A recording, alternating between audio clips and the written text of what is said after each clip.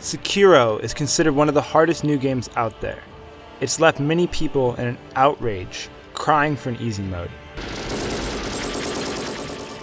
What if I told you it does have an easy mode, and you're already playing it? The topic of accessibility in games has become an increasingly large debate within gaming culture.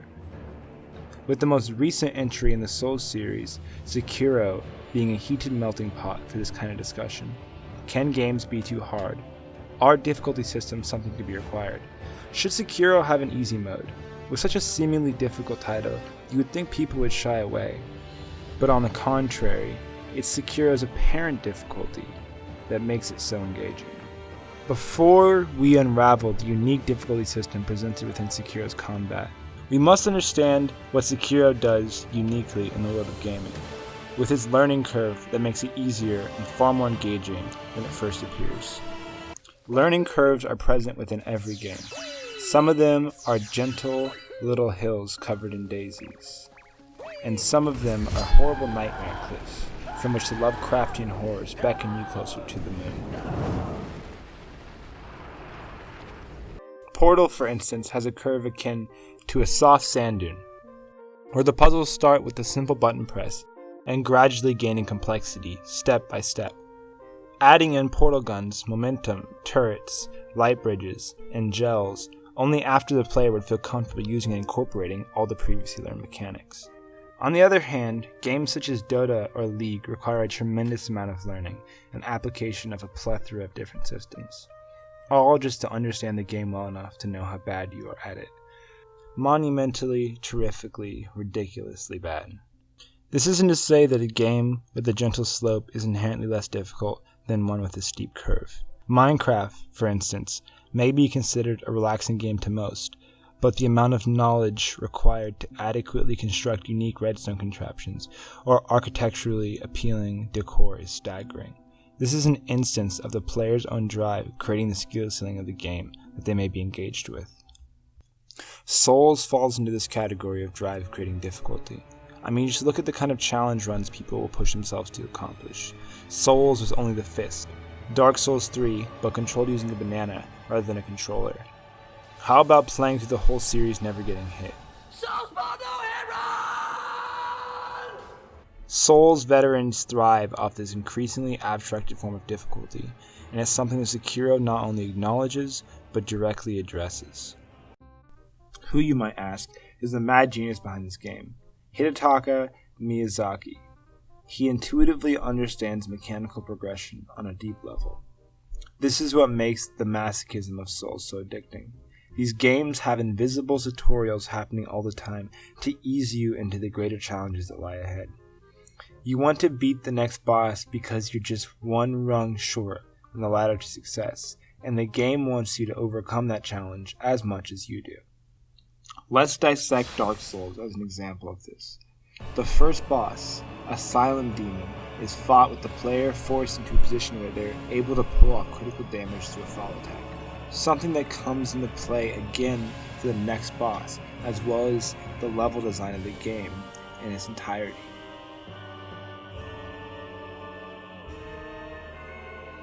The gargoyles also serve as an excellent illustration of this point. When the fight starts, the player only has one gargoyle to contend with, and you have some time to whittle down the boss's health. But as the fight progresses, a second gargoyle flies into the fray, and suddenly you are forced into a position where you must learn how to fight multiple enemies simultaneously. This is a useful teaching tool immediately after the fight, as the player is now more equipped to deal with groups of enemies through the skills they've gained in overcoming this obstacle. However, its secondary function is to ease the player into a threesome with Lordran's cutest power couple, Ornstein and Smo, in which the totality of the skills leading up to the halfway mark of the game get tested, requiring you to be confident exploiting tight openings and using spatial awareness to achieve success. This is what I will refer to as retrospective design, wherein a tutorial is disguised as an obstacle, and overcoming said obstacle emergently teaches the player about a specific game mechanic. The player may only notice how much the game has been holding their hand on subsequent playthroughs, as looking back, all the ways the game is nudging you towards success cease to be invisible. What separates the way Sekiro approaches retrospective design is the staggering amount of game mechanics that must be taught to the player as they progress through the game, and the elegant way they are taught. Most other Souls games follow a formula of having the first half of the game be a teaching tool for the second half, where upon reaching the midpoint, the focus shifts to becoming an exploration of how rigidly the players can technically execute the systems they've learned. This is why Ornstein and Schmo are so memorable. They serve as the final boss for the tutorial of the game. Similarly, Rom the Spider Mom in Bloodborne serves as the midterm of dealing with large groups of enemies in a big open space. Space, movement, enemy hordes, and rally all being new mechanics Bloodborne brings in contrast to its Dark Souls roots. In the later half of both games, ease off introducing new ways to play, and instead attempt to use the already established game mechanics and twist them, eventually running out of development time and collapsing in on their own ambitions to hilarious results. Sekiro acknowledges this fault in the series and attempts to find an unorthodox solution to this problem, leading to some unique gameplay. Sekiro's tutorial doesn't end until the credits roll. Let's take a look at the progress gates found within Sekiro and see how they relate to specific mechanics of the game. What exactly are the ingredients that marinate in the shinobi stew of Sekiro? Well, you've got dodges, perilous attacks, grappling, posture, stealth, lightning. Wow, there's so much to cover. Let's start off with the basics. You hit them, you dodge, they hit you hard. Chained Ogre is one of the earliest mini-bosses in Sekiro, and is essential in teaching new players about the Dark Souls DNA found throughout the game. Lady Butterfly serves as a very useful teacher for the importance of item usage, prosthetics, and what will be referred to as flow, since the most effective way to beat her is through using your shurikens to knock her out of the air, and snap seeds to prevent her little ghost children from hugging you too hard. Flow is something explored throughout the entirety of Sekiro and varies over time, but it can best be described as the pacing or exchange between players and enemies as their swords clash.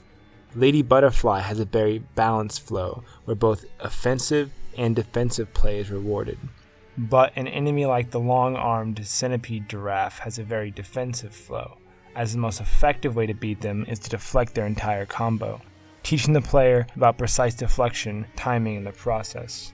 You also have to contend with the more situational mechanics like stealth or spear enemies, with the monkeys, hated as they may be, attempting to explore the potential of shinobi-like stealth encounter.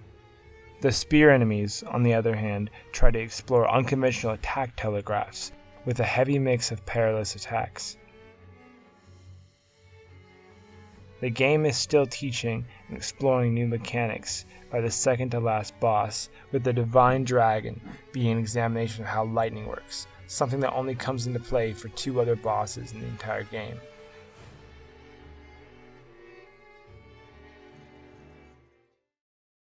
Lord Ishin is perhaps the only boss in the whole game that serves as an enforcer of learned mechanics rather than a tutorial in disguise, and it's maybe one of the most ingenious enemies to ever exist in a video game.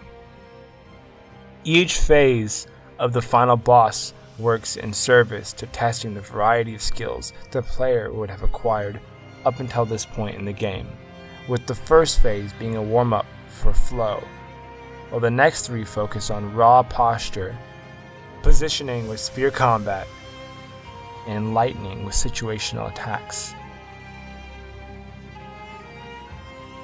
But what's this? Does that look familiar? Wait a second, that's not allowed.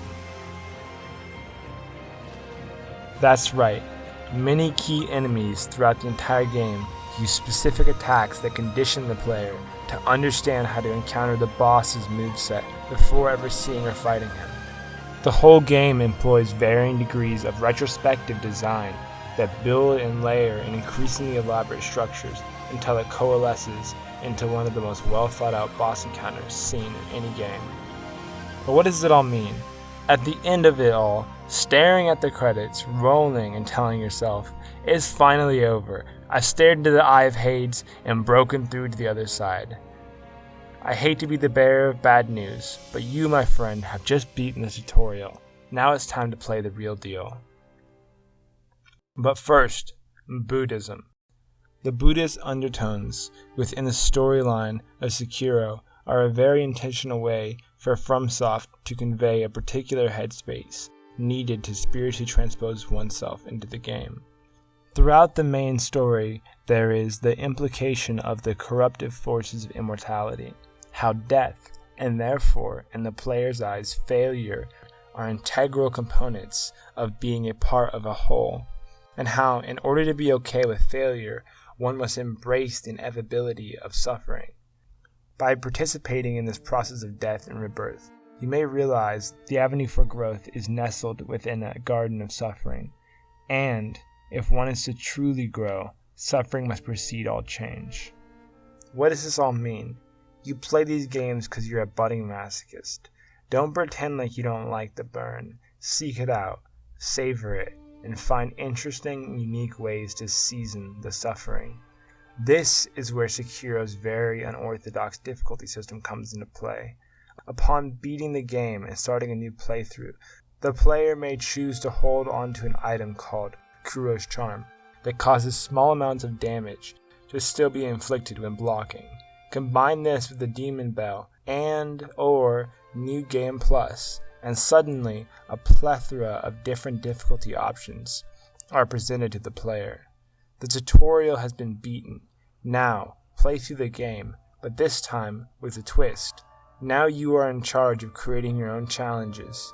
Because this game deeply understands that overcoming incredibly difficult challenges is what leads to the player's enjoyment of the game. In other words, it rewards all you masochistic freaks out there with more punishment. In a lot of ways, Sekiro feels more like a conversation with the Souls series as a whole, in response to a lot of the flaws and difficulties Miyazaki has had with attempting to implement his often overambitious ideas and serving as a reformation of the core philosophy presented throughout the entire series.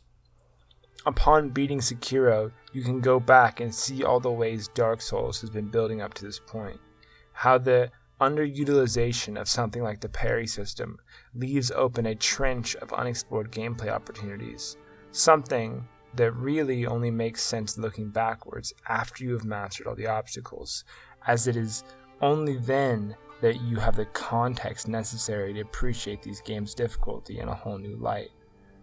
Thanks for watching. Suffer ingeniously out there. The world is full of unseen hands, helping only in hindsight.